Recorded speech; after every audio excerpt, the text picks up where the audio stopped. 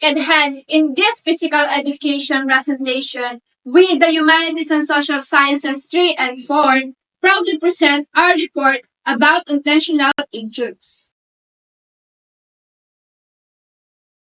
What are intentional injuries? Intentional injuries are something you do with the purpose of hurting yourself or others. This may include such as domestic violence, aggravated assault, homicide, and even suicide. So here are some preventions that can help reduce the occurrence of intentional injuries. First, educational awareness. Promoting awareness about the consequences of intentional injuries and educating individuals. Second, strengthening community support. Building strong and supportive community.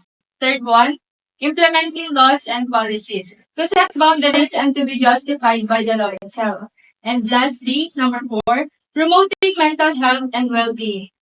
Accessible mental health services, counseling and support systems can provide individuals with the necessary help sources.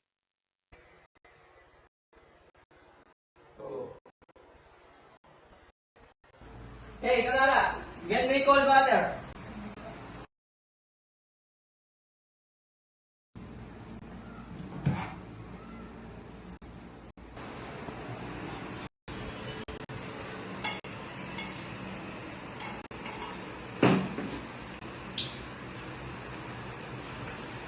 This is not cold water.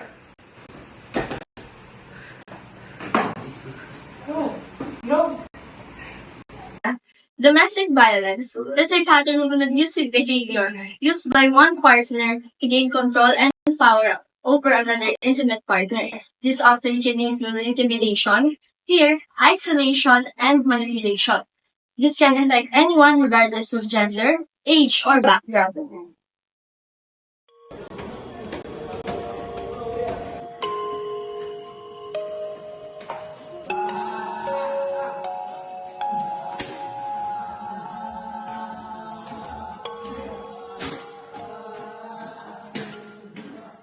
Bullying. Bullying is when someone repeatedly and intentionally use words or actions against someone or a group of people to cause distress and risk to their well-being.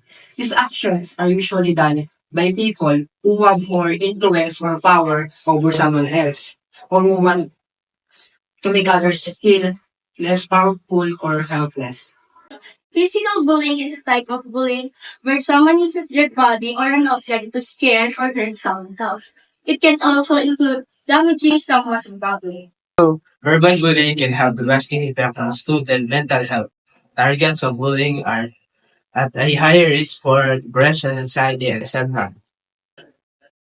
Social bullying is when someone tries to hurt others by spreading rumors, excluding them, or controlling them in social situations. It can be hard to see because it's not physical, but it can really hurt persons' feelings. This type of bullying happens like school, work, online, but it can people feel really bad. To stop social bullying, we need to be kind, respect others, and communicate in a healthy way. Engaging in sexual contact with a person who is below a specified age or who is incapable of giving consent because of age or mental or physical incapacity. Verbal abuse, also known as emotional abuse. These are the range of words used to intimidate or maintain control over someone. This includes insults to scare someone or to maintain control around them using vocal words. Bikinnya ompong menggerang rantai budal mandang nyusah. Kuyo gundul kesana kesini ngampek kendul. Gendru latih lo tampak lo yo. Serangkau jalannya miring-miring itu yo. Belum selesai menaku. A cohesive group of people, usually youth, who spends time together, fighting with other groups and behaving badly. They share a common identity, common area, and partake in potentially harmful activities and unlawful behaviors. This can apply to more established social groups and more formalized criminal organizations. Youth violence refers to harmful behaviors that can result in injury or death, typically involving young people usually between the ages of 10 and 20.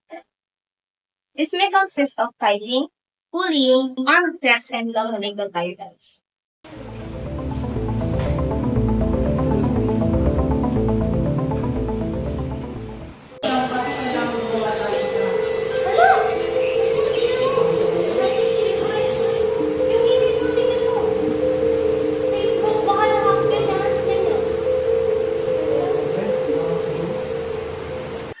Cyberbullying. Cyberbullying is the use of technology to harass, threaten, embarrass, or target another person.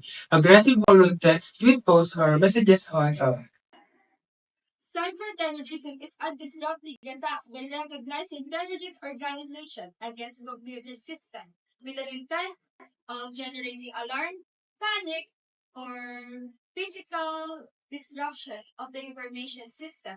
So to make it short and to make it clear to you guys, cyberterrorism is an information technology wherein it causes a severe disruption against society.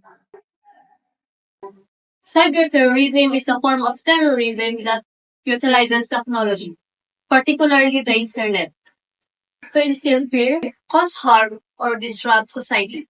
It involves the use of digital tools and facilities to create chaos, damage system, instill fear, or achieve political or ideological goals.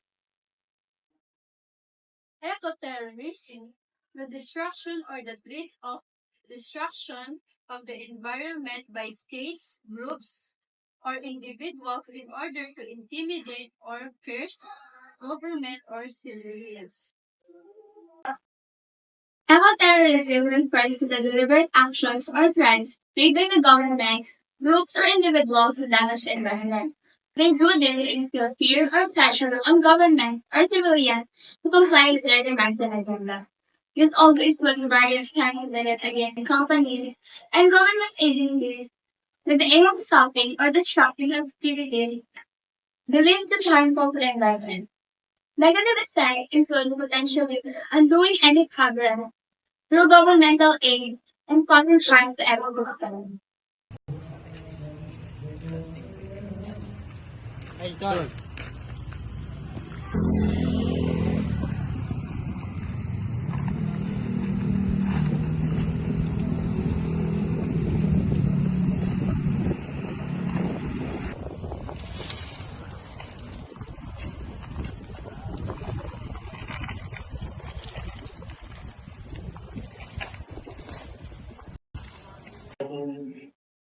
Fraternities promote a sense of collaboration and brotherhoods among their members, forming a supportive communities of friends who assist in one another in their academic, social, and personal endeavors.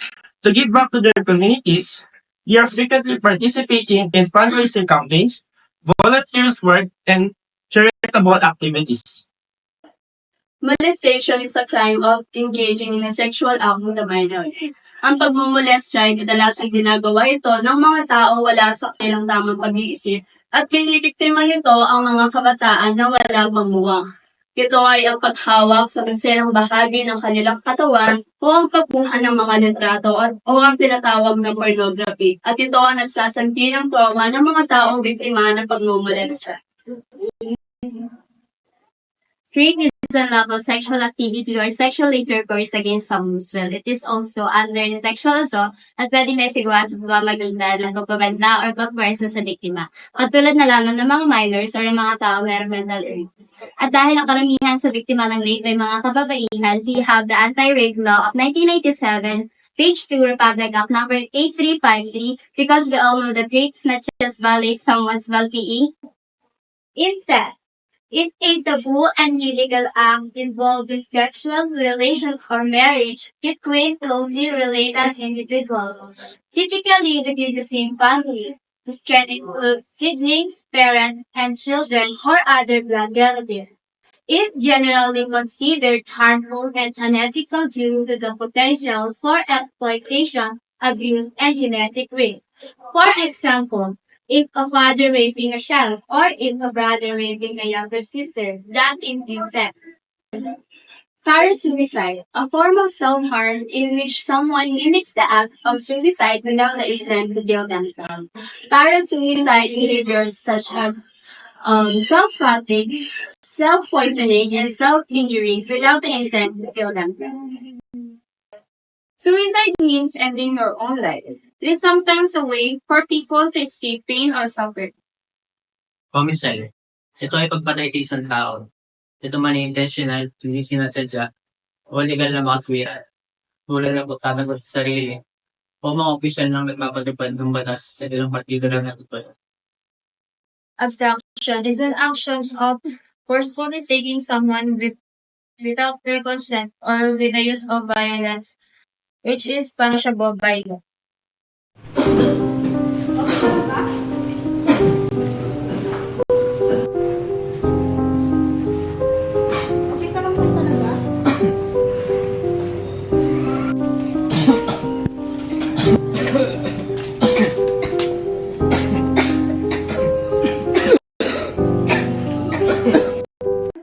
Bioterrorism is intentional release viruses, bacteria, or other germs that can sicken or kill people.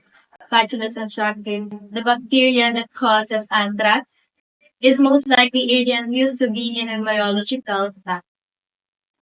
Nuclear terrorism is the use of nuclear device by a terrorist organization to causing massive devastation or the use of fissionable radioactive materials. Nuclear terrorism may result in the grievous consequences and may pose a threat to international peace and security. Nuclear attack could cause infrastructure damage from the heat, substantial fatalities, injuries, and a blast from the explosion. Data outlet protects traffickers to influence the policies of government or a society to violent limitations and to handle the enforcement of anti-drug laws by the systematic of use just of violence. Ito yung organization na development of terrorism to in the drug trafficking. Narcoterrorism, involvement of terrorist organization insurgent groups in a drug trafficking. It also attempts the narcotics traffickers to influence the policies of a government or a society through violence and intimidation, and to hinder the enforcement of anti-drug law and by systematic threat or use of such a violence. Negative effects. Government can easily corrupt. Drug usage can skyrocket.